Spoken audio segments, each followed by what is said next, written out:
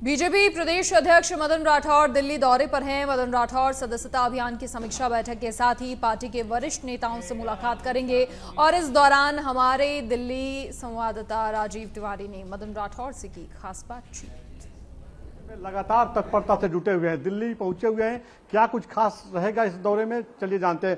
Sir, Delhi पहुंचे हैं, क्या कुछ खास इस दौरे में? हमारी तो पार्टी की मीटिंग्स है, उसमें आए हो।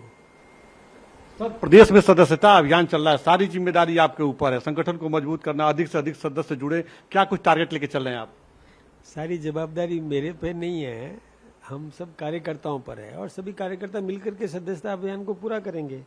इसलिए कोई अलग से कोई जवाबदारी वाली बात नहीं है, सब मिलके काम करते हैं। हम सामूहिक निर्णय करते हैं, हम सामूहिक काम करते हैं, सभी मिलके जोड़ते हैं। सर, देखा जाए तो भारतीय जनता पार्टी जो है विश्व की सबसे बड़ी राजनीतिक पार्टी है और फिर से सदस्यता अभियान चलाया जा रहा है, लेकिन इस बार टारगेट बड़ा कर दिया गया है। वो तो है ना, नए सिरे से हम नए लोगों को भी जोड़ते ही हैं, पुराने का नवीनीकरण होगा और नए उसमें जुड़ेंगे, परिवार की वृद्धि कर रहे हैं, ठीक बात है, तो करेंगे हम। सर, राजस्थान को लेकर क्या टारगेट किया आपने, कितने लोगों को जोड़ना चाहते हैं? राजस्थान में इस बार हम लगभग 1.25 करोड़ सदस्य बनाएंगे। आज शाम को बैठक है, बड़ी बैठक सदस्यता अभियान को लेकर, उसमें क्या कुछ खास रहने वाला? सर, उसमें तो बैठकें होती है जिसमें समीक्षा की जाती है और जब बैठक होती है तो सभी प्रकार की चर्चाएं होगी। सर, ये तो सदस्यता अभियान रहा, लेकिन राइजिंग राजस्थान को लेकर क्या कुछ प्लान कर रहे हैं, क्योंकि मुख्यमंत्री देखिए 2 देशों के दौरे पे हैं। मुख्यमंत्री जी निवेश आमंत्रित करने के लिए वहाँ बाहर दौरे पे हैं। वो चाहते हैं कि राजस्थान में आकर के उद्योग स्थापित करे हमारे अप्रवासी हिंदुस्तानी।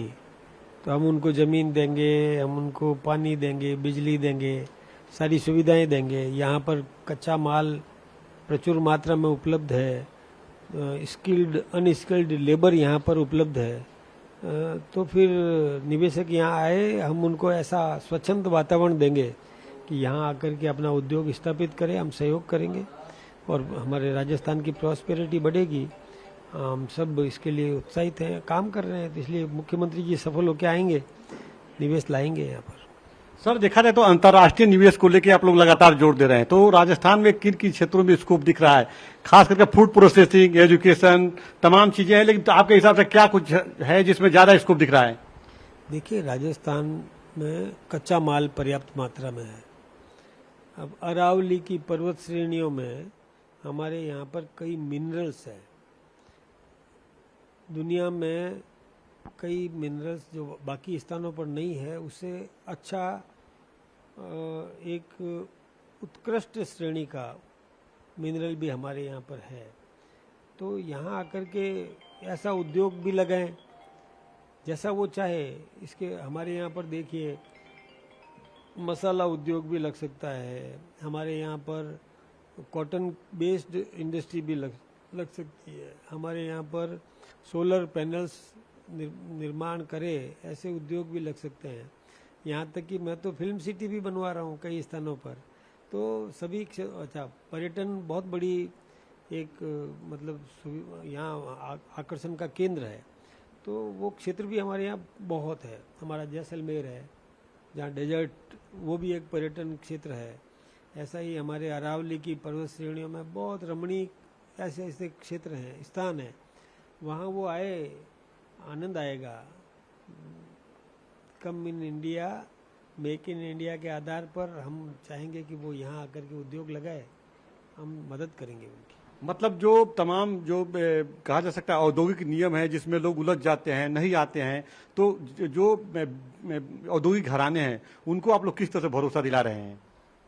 देखिए, हमारी सरकार स्थिर है, स्टेबिलिटी है, हमारी डबल इंजन की सरकार है केंद्र में और राजस्थान में, और हम लगातार काम कर रहे हैं। तो विश्वास उन निवेशकों को होगा और निवेशक आएंगे, यहाँ उद्योग लगाएंगे। बहुत धन्यवाद सर आपको सच बेधड़क से बात करने के लिए। तो सच बेधड़क से देखिए, अभी प्रदेश अध्यक्ष मदन राठौर जी ने कहा है कि यहाँ पर अधिक से अधिक स्कोप है राजस्थान में और निवेशक आएंगे तो उनको किसी प्रकार की कोई असुविधा नहीं होगी। हमारी सरकार स्थिर सरकार है, हर तरह की सुविधा दी जाएगी, हर तरह की फैसिलिटी दी जाएगी जिससे वहाँ पे निवेश कर सकें, क्योंकि राजस्थान का जो मसाला है, चाहे वो धनिया हो, जीरा हो, वो दुनिया के तमाम देशों में उनका स्वाद बढ़ाता है, खाने का स्वाद बढ़ाता है और चर्चा में रहता है। तो बड़ा स्कोप है, चाहे वो फूड प्रोसेसिंग हो, एजुकेशन हो या मेडिकल हो। तो ऐसे में तमाम निवेशकों को आमंत्रित किया जा रहा है राइजिंग राजस्थान को सफल बनाने को लेकर के। और खुद मुख्यमंत्री 2 देशों के दौरे पे हैं, दक्षिण कोरिया में है आज और उसके बाद जापान जाएंगे। तो पूरा फोकस इस समय जो है राइजिंग राजस्थान को सफल बनाने में है, यह प्रदेश अध्यक्ष का कहना है। और आने वाले समय में हम लोग और बेहतर करेंगे।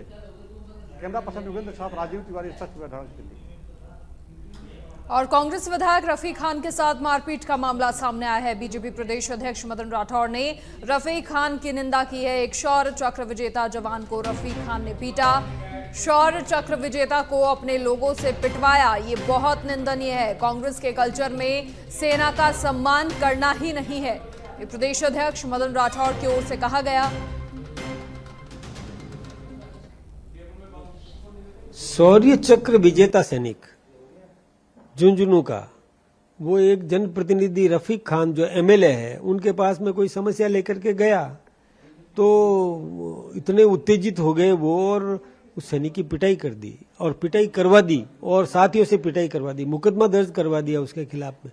अरे एक जनप्रतिनिधि के पास में एक सैनिक आया है और वो भी जिसने देश की रक्षा के लिए अपना सर्वस्व समर्पण करने का, जिसने व्रत धारण करके और शौर्य चक्र प्राप्त किया, यानी युद्ध लड़े हैं तब शौर्य चक्र मिला है, और उस व्यक्ति की पिटाई कर दे, ये निंदनीय कृत्य था और उसके खिलाफ में कार्रवाई होनी चाहिए। और फिर और कई इसकी तह में जाना चाहिए कि ऐसी क्या स्थिति बन गई, उस सैनिक ने ऐसी कौन सी बात कर दी कि जिसके कारण से ये नेताजी उत्तेजित हो गए। तो इसकी जांच करके उसकी तह में जाएंगे तो सत्यता सामने आएगी। देखिए कांग्रेस के कल्चर में है ये। जब हमारी सेना ने और पाकिस्तान में सर्जिकल स्ट्राइक किया था तो इसी कांग्रेसी नेताओं ने उनसे सवाल जवाब कर दिए थे सेना से। अरे उस समय सेना की बहादुरी के लिए उनकी प्रशंसा करना चाहिए था, धन्यवाद देना चाहिए था कि हमारी सेना ने अच्छा काम किया। ये नहीं करके वहाँ कौन मरा था, कहाँ किया कि नहीं किया, ये सवाल सेना से कर रहे हैं। ये कल्चर में है उनके, इसलिए वो सैनिकों का सम्मान करना कांग्रेस जानती नहीं है।